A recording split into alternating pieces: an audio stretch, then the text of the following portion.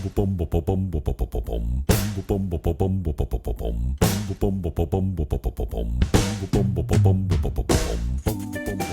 Monday, everyone, and welcome to the Weekly Noodle. It's the official podcast of Spaghetti Records. I am in the studio today with Bill, Dave, Ben, and Andrew, the founders of Spaghetti Records, who stopped by to talk about their vision and some plans they have for the record label, the music they will be releasing. So, guys, how's it going?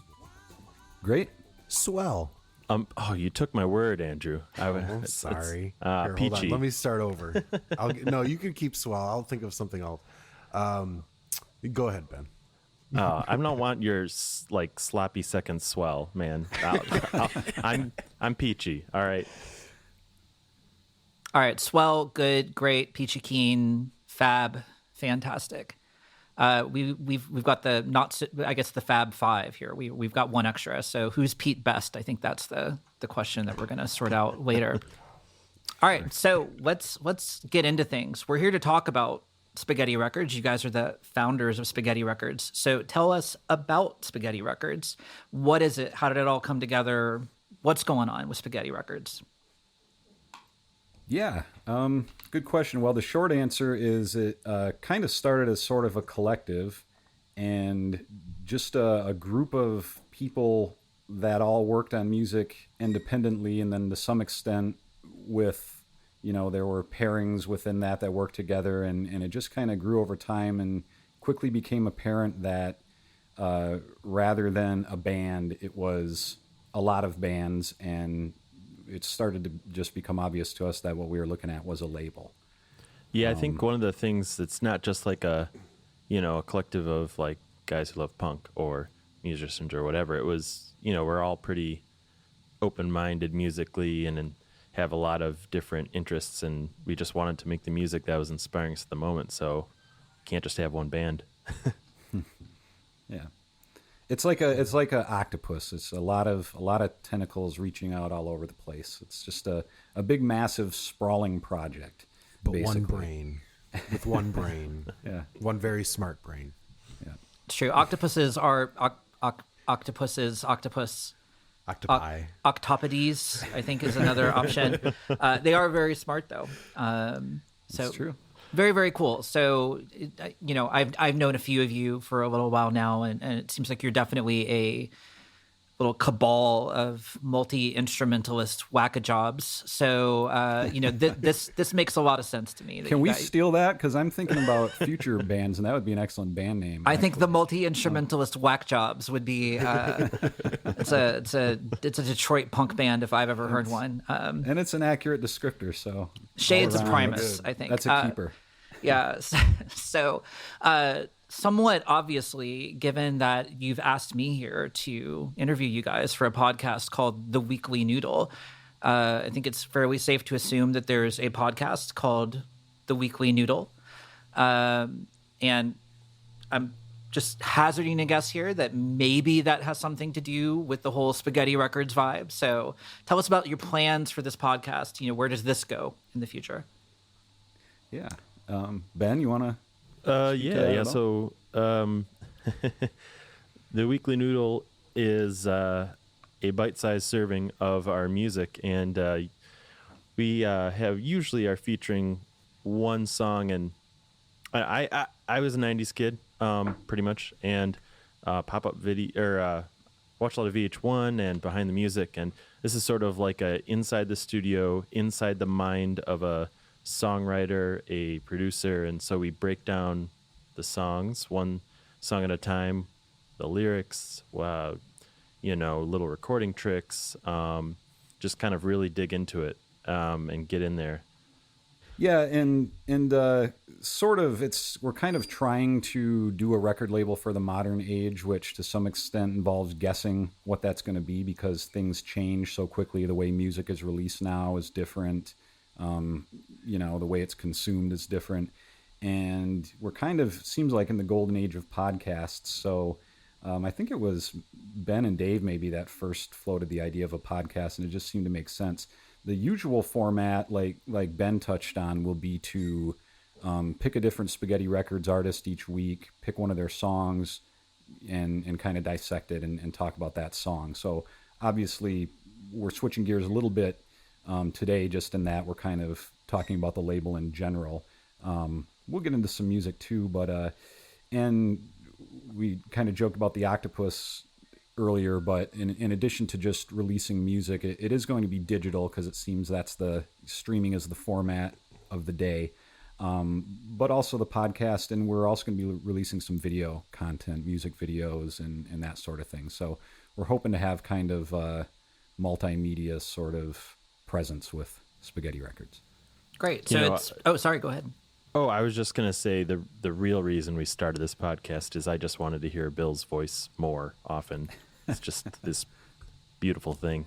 Absolutely. His natural speaking voice. Yeah. Yeah. Well, thank you. I was going to ask you about, other media that you might want to take this to, besides music and podcasts. You mentioned, maybe music videos, which is, a little bit different, but any other plans, YouTube and Twitch being big things? Is that something that's on you guys' radar, or? We're all pretty much crotchety old men. Dave's probably the hippest of us all. So I don't know. I've heard of YouTube. I think now we might. I hadn't considered it before, but see, this is why it's good to branch Twitch, out. yeah, Twitch is something new. How does that work? I'm still trying to figure that out. I haven't been on it. I've just heard of it. That's what I do about noon after I've had 7 cups of coffee. That's start twitching. Yeah. Well, we get out. Yeah. That'll be a little pop-up on one of our podcasts about, during the recording of this song, Ben and Andrew consumed over 9 gallons of coffee during whatever. See, that'll be like fun little facts that Look at them twitch. look at them. I think that's how you get the single stick drum roll. Actually, is 9 pots of coffee. You just start doing that. Fantastics. So I want to bring it back around to something that Bill was talking about a little bit, which is how music is released and consumed these days has changed a lot. I also grew up in the 90s, big 90s alternative rock fan, and obviously the music of the 60s and 70s and 80s. And I think, up through the 90s, we were all talking about albums. It was the new album that came out from this band that I already knew and loved, and it was all about discovering albums. And it seems like singles and 5-song EPs are kind of the name of the game on Spotify. It's all about just always having something coming out. How do you guys approach that? I think as a set of people with diverse musical instruments, you're producing a lot of different types of music. Do you feel like this is a benefit to you guys now as you try to do something with maybe a little bit more variety behind it, or do you? I don't know. How do you see the landscape now? I think it is beneficial, and we will be releasing some full lengths, but probably much more often singles, 2-song singles. I mean, 2 songs used to be called a single, right?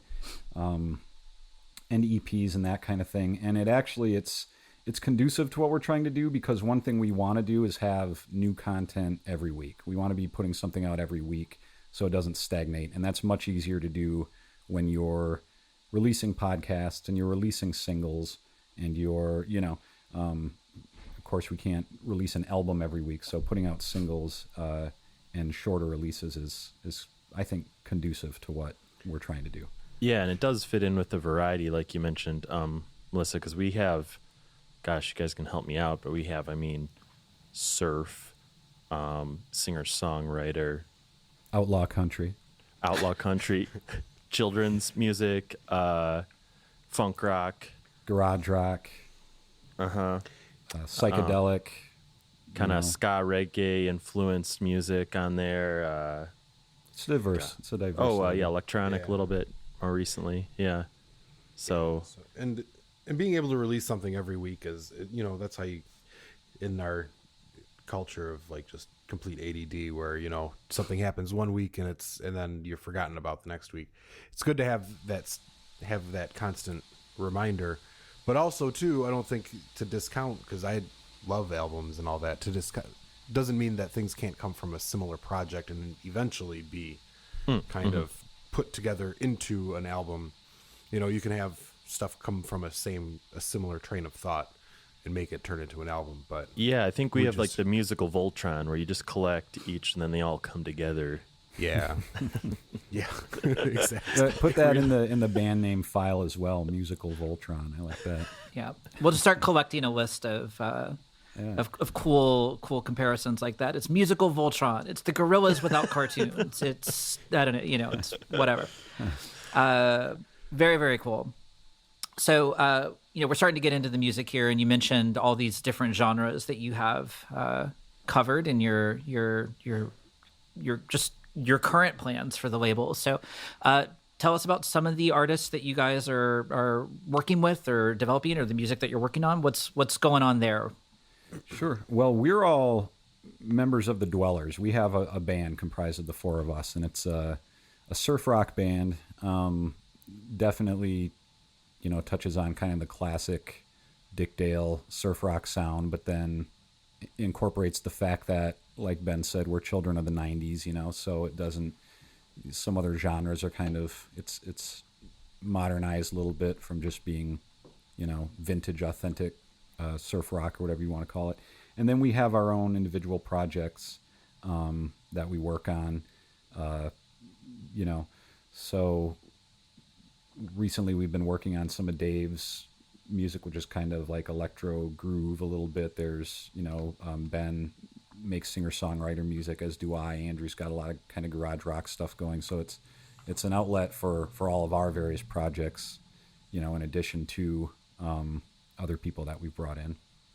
All right, so you mentioned the Dwellers. I've actually heard a little bit of this music, so I'm personally really excited to hear more of this. But can we hear something by the Dwellers? What can we hear? Dave, what do you want? What should we play? Which one? I think you should play Tiebreaker. Oh, yeah.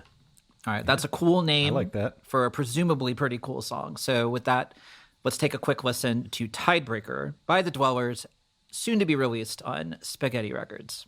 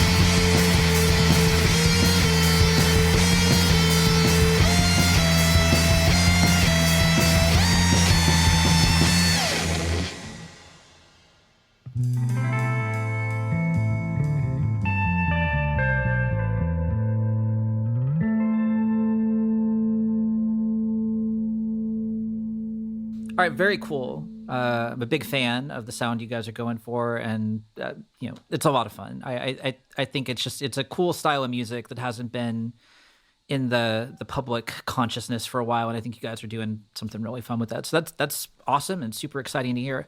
Thank you. Obviously, a lot of the projects that you guys have talked about involve the four of you. Do you have any other projects that you're working on that involve maybe some other super creative folks that we all don't know about yet and probably should? Well, we met this group of guys. That's a wrap for this week. Thanks for tuning in to the Weekly Noodle, the official podcast of Spaghetti Records. Join us next week when we're going to continue this conversation with the founders of Spaghetti Records and learn a little bit more about their plans for the future and hopefully hear a little bit more music. See you then. Keep it saucy, Noodleheads.